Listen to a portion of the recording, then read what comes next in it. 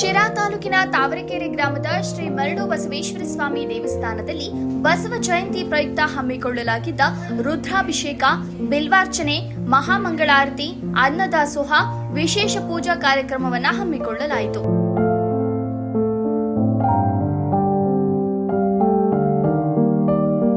ಕಾರ್ಯಕ್ರಮವನ್ನ ಉದ್ದೇಶಿಸಿ ರುದ್ರಣ್ಣ ಮಾತನಾಡಿ, ಬಸವಣ್ಣನವರು ಜಾತಿ ಪದ್ಧತಿ, ಅಸ್ಪೃಶ್ಯತೆ ಮತ್ತು ಲಿಂಗ ತಾರತಮ್ಯದ ವಿರುದ್ಧ ಕ್ರಾಂತಿ ಮಾಡಿದವರು.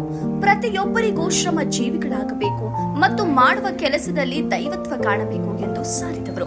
ಗಳಿಸಿದ ಹಣದಲ್ಲಿ ಸಮಾಜದ ಹಿತಕ್ಕಾಗಿ ಹಂಚಿ ತಿನ್ನುವ ಪದ್ಧತಿ ಜಾರಿಗೆ ತಂದರು. ಸಾಮಾನ್ಯ ಜನರಿಗೆ ಅರ್ಥವಾಗುವ ಸರಳ ಕನ್ನಡದಲ್ಲಿ ಶ್ರೇಷ್ಠ ವಚನಗಳನ್ನು ರಚಿಸಿದ್ರು. ಸ್ತ್ರೀಯರಿಗೆ ಸಮಾನ ಗೌರವ ಮತ್ತು ಧಾರ್ಮಿಕ ಹಕ್ಕುಗಳನ್ನು ನೀಡಿದ್ರು. ವರದಿ ತಿಪ್ಪೇಶ್, ತಾವರೆಕೆರೆ. ಮಾನವತಾವಾದಿ ಬಸವಣ್ಣ ಅವರ ಜನ್ಮ ದಿನೋತ್ಸವವನ್ನು ನಾವೆಲ್ಲ ಚೆನ್ನಾಗಿ ಆಚರಿಸ್ಕೊಂಡು ಬರ್ತಾ ಇದ್ದೀವಿ. ಪ್ರತಿ ವರ್ಷ ಈ ಒಂದು ಆಚರಣೆಯನ್ನು ಈ ಬಸವೇಶ್ವರ ದೇವಸ್ಥಾನದ ಹತ್ರ, ಅಂದರೆ ಇದು ಪುರಾತನವಾದಂತೆ ಸುಮಾರು 1000 ವರ್ಷಗಳ ಹಳೆಯ ಒಂದು ದೇವಸ್ಥಾನವನ್ನು ಜೀರ್ಣೋದ್ಧಾರ ಮಾಡಿ ನಾವು ಈ ಒಂದು ಬಸವ ಜಯಂತಿ ಮತ್ತು ಸಂಕ್ರಾಂತಿ ಹಬ್ಬವನ್ನು ಆಚರಿಸ್ಕೊಂಡು ಬರ್ತಾ ಇದ್ದೀವಿ.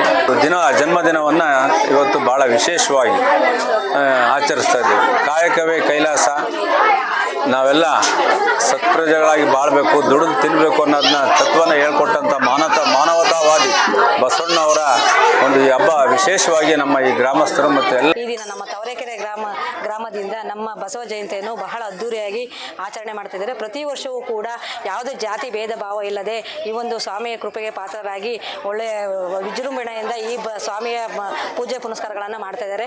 ಆ ಸ್ವಾಮಿಯು ಎಲ್ಲರಿಗೂ ಆರೋಗ್ಯ ಆಯುಷು ಕೊಟ್ಟು ಕಾಪಾಡಲಿ, ಇನ್ನೂ ಮಳೆ ಬೆಳೆ ಚೆನ್ನಾಗಿ ಆಗಲಿ, ದನ ಕರುಗಳಿಗೆ ನೀರನ್ನು ಬರಲಿ ಅಂತ ಹೇಳ್ಬಿಟ್ಟು ಈ ಮೂಲಕ ನಾನು ಎಲ್ಲರಿಗೂ ಮತ್ತೊಮ್ಮೆ ಬಸವ ಜಯಂತಿ ಹಬ್ಬದ ಶುಭಾಶಯಗಳನ್ನು ಕೋರುತ್ತೇನೆ.